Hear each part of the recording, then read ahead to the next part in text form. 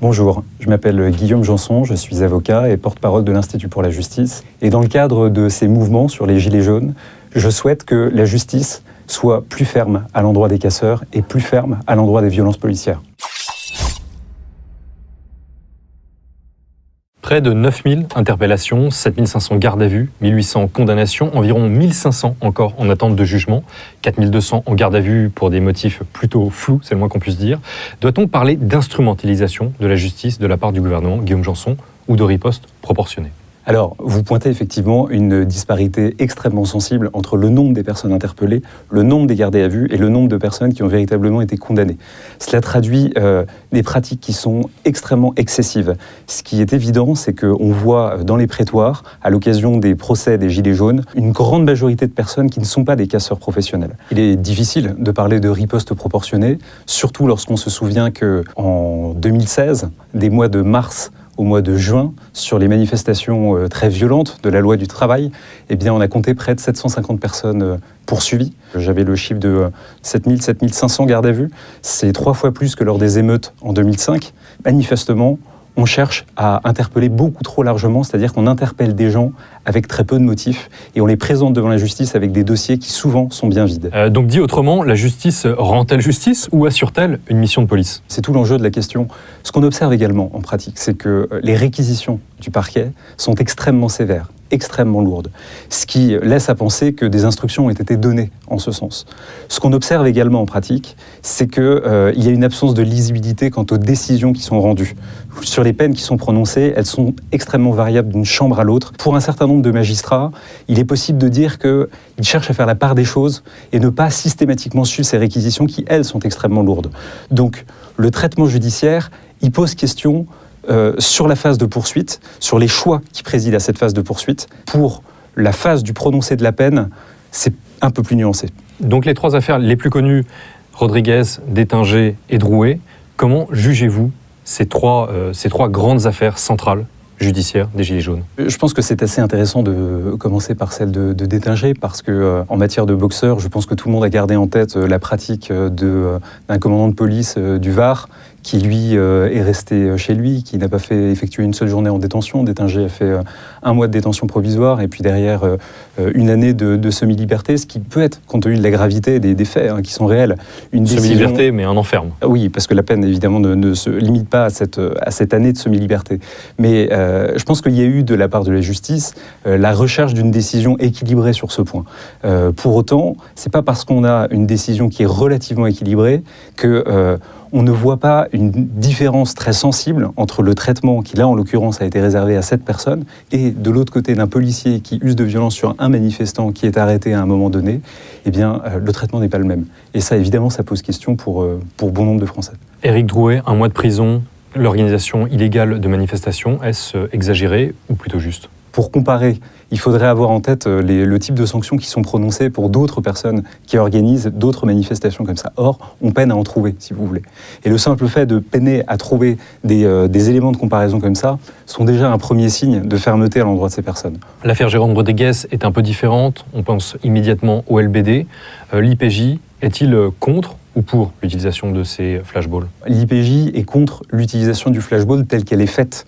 C'est-à-dire telle qu'elle est faite par une partie, heureusement minoritaire, des forces de l'ordre, qui sont des personnes insuffisamment formées à l'utilisation du LBD, des personnes qui, du coup, ne respectent pas ces règles d'utilisation, les tirent à la tête dans une distance qui est inférieure à celle qui est préconisée. Tout ce qui génère évidemment des blessures qui peuvent être extrêmement graves, l'IPJ ne peut que être contre cela. Parce que ce qui est certain, c'est que le LBD, qui a été jugé conforme par le Conseil d'État à la fin du mois de janvier, est une arme qui, en tout cas sur le LBD de dernière génération, fait l'objet de nombreuses contestations par des avocats, mais vous avez également des criminologues qui contestent le format des projectiles qui sont envoyés, la puissance d'envoi de ces armes. Donc je pense que là aussi, il faut certainement que les pouvoirs publics cherchent à faire mieux pour trouver des armes intermédiaires. Et là, alors, il y a un certain nombre de choses qui sont à l'étude. Il y a soit des procédés techniques qui pourraient être développés, qui pourraient permettre d'améliorer les systèmes de visée du LBD. Et évidemment, je pense qu'il faut très probablement aller dans ce sens. Il existe notamment des canons à son qui envoient un son unidirectionnel à près de 150 décibels pour essayer de faire bouger des manifestants. Alors, là aussi sous réserve de bonnes conditions d'utilisation pour ne pas causer de dégâts irréparables. Je pense que ça peut être des voies qu'on pourrait poursuivre si vous voulez. Alors derrière les 3 principales affaires judiciaires, il y a aussi des cas beaucoup moins visibles, des arrestations de masse, l'ajout des arrêtés au fichier de traitement d'antécédents judiciaires, ou même la loi anti-casseurs. Peut-on parler de répression judiciaire ? Guillaume Janson. Si vous parlez de répression judiciaire, à mon sens, il faut distinguer 2 choses. Il faut distinguer les poursuites, c'est-à-dire le nombre d'interpellations, qui est évidemment complètement caricatural. Je veux dire, 8500 personnes qui sont interpellées pour derrière 1800 personnes qui sont condamnées. On voit bien qu'il y a une disparité qui montre que les dossiers sont vides. Donc là-dessus, on peut parler de répression judiciaire. Mais lorsqu'on est au stade du jugement, lorsqu'on est au stade du prononcé de la peine, si on a également une telle disparité, c'est qu'il existe aussi des magistrats qui essayent de faire la part des choses. La plupart des gens qui sont présentés à la justice ne sont pas des professionnels. Ce sont des trentenaires qui sont insérés, qui ont un travail, qui ont une famille et qui n'ont pas du tout le profil des extrémistes qui ont infiltré les Gilets jaunes. Et j'insiste sur cette question de l'infiltration. Je crois qu'il faut vraiment distinguer d'une part une forme de professionnalisme de la lutte, professionnalisme anarchiste, violent, qui s'en prend au symbole de la République, et d'autre part des personnes qui sont désespérées, qui de temps en temps commettent des actes regrettables, mais qui n'ont rien à voir avec ce à quoi on a pu assister en termes de jets d'acide, de cocktails Molotov, tout ce qui a généré des blessures dans les rangs des forces de l'ordre, et des blessures qui, je pense, nous incitent aussi à faire preuve de retenue lorsqu'on parle des violences policières. Parce que les violences policières, ce sont également une minorité de personnes qui souvent sont des unités qui ne sont pas formées au maintien de l'ordre et qui se retrouvent placés dans cette situation parce qu'ils reçoivent des ordres. Autant il ne faut pas jeter le discrédit sur l'ensemble du mouvement des Gilets jaunes, autant il ne faut pas jeter le discrédit sur l'ensemble des forces de l'ordre qui, week-end après week-end, sans voir leur famille, font face de temps en temps à des situations qui sont extrêmement difficiles. Mais alors, comment peut-on séparer le bon grain de l'ivraie ? Comment la police peut-elle le faire ? Il est évident qu'il est difficile pour la police de faire cette séparation lorsque, à distance, on enferme des gens dans une nasse, qu'on interpelle tout le monde et qu'on les renvoie à la justice. Mais la police, elle est aux ordres évidemment de l'exécutif. Vous parliez de la loi anti-casseurs. Je pense qu'on est au cœur de cette problématique puisque dans cette loi anti-casseurs, eh bien, il y a la possibilité pour l'exécutif, par le préfet, d'interdire quelqu'un d'aller manifester. Donc, l'exécutif se donne le droit d'interdire quelqu'un d'aller manifester contre la politique que lui-même mène. Évidemment, c'est quelque chose qui nous fait complètement changer de paradigme et c'est quelque chose qui est susceptible d'ouvrir une porte qui pourrait conduire à de nombreuses dérives. Pour autant, l'interdiction de manifester est un outil qui peut être intéressant pour des personnes qui sont dangereuses, pour des personnes qui sont des casseurs, mais il faut faire ce tri. Et à qui revient ce tri ?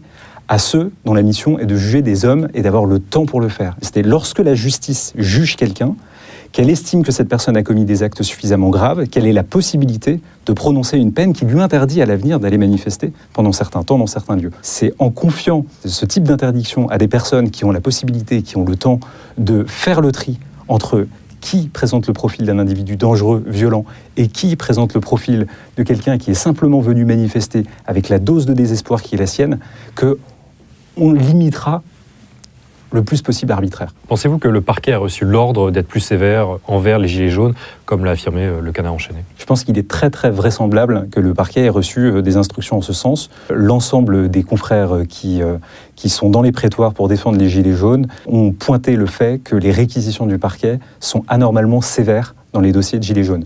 Fort heureusement, ils ne sont pas suivis tout le temps. Mais les réquisitions sont extrêmement sévères. Vous avez des exemples ? Très concrètement, le parquet demande beaucoup de mandats de dépôt. Vous savez qu'en France, lorsque vous êtes condamné à une peine d'emprisonnement, si vous n'êtes pas un récidiviste, eh bien jusqu'à une peine de 2 ans d'emprisonnement ferme, eh bien par principe, votre peine a vocation à être aménagée et vous prenez rendez-vous avec un juge d'application des peines avant même d'effectuer une seule journée en détention. Eh bien, cette règle ne s'applique que lorsqu'il n'y a pas de mandat de dépôt déposé à la barre, ce qui veut dire qu'on vous dit « Monsieur, à la fin de l'audience, on vous passe les menottes, vous partez immédiatement en prison ». En pratique, lorsqu'on est sur des faibles peines de prison, eh bien, ce qui compte pour cela, ce sont les garanties de représentation. C'est la question de savoir si vous êtes inséré ou pas, si vous avez un travail, si vous avez une famille, si on peut vous retrouver. Eh bien, comme je vous le disais, dans les affaires de Gilets jaunes, on a beaucoup de trentenaires qui sont insérés, beaucoup de personnes qui ont une famille, qui ont un travail, et pourtant, on note beaucoup de réquisitions de mandats de dépôt, ce qui est une pratique anormalement sévère. Alors, Guillaume Janson, peut-on parler de justice à 2 vitesses en France ?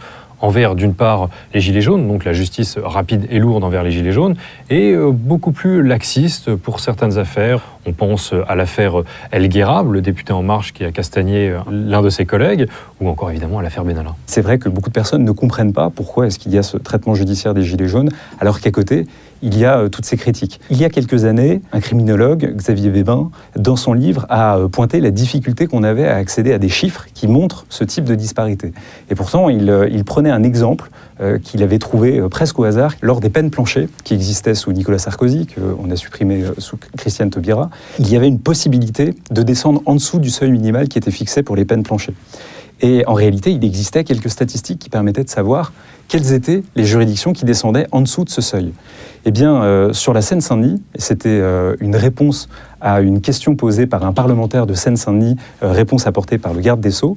Dans 2% des cas seulement, les peines d'emprisonnement ferme respectaient le minimum des peines planchées, alors que la moyenne nationale est à 18%.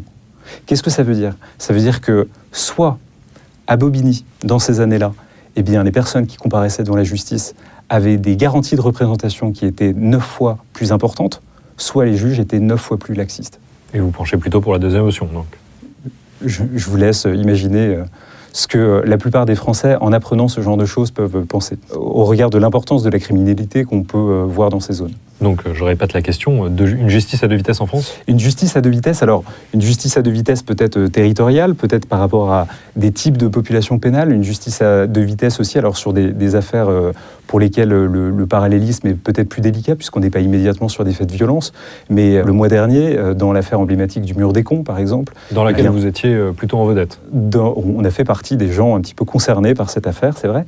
Dans cette affaire du Mur des Cons, on a vu une peine de je crois, 500 € d'amende avec sursis, enfin, ce qui est extrêmement peu. Alors bien évidemment, on n'est pas sur des faits de violence, on est sur ce qu'on appelle des infractions de presse.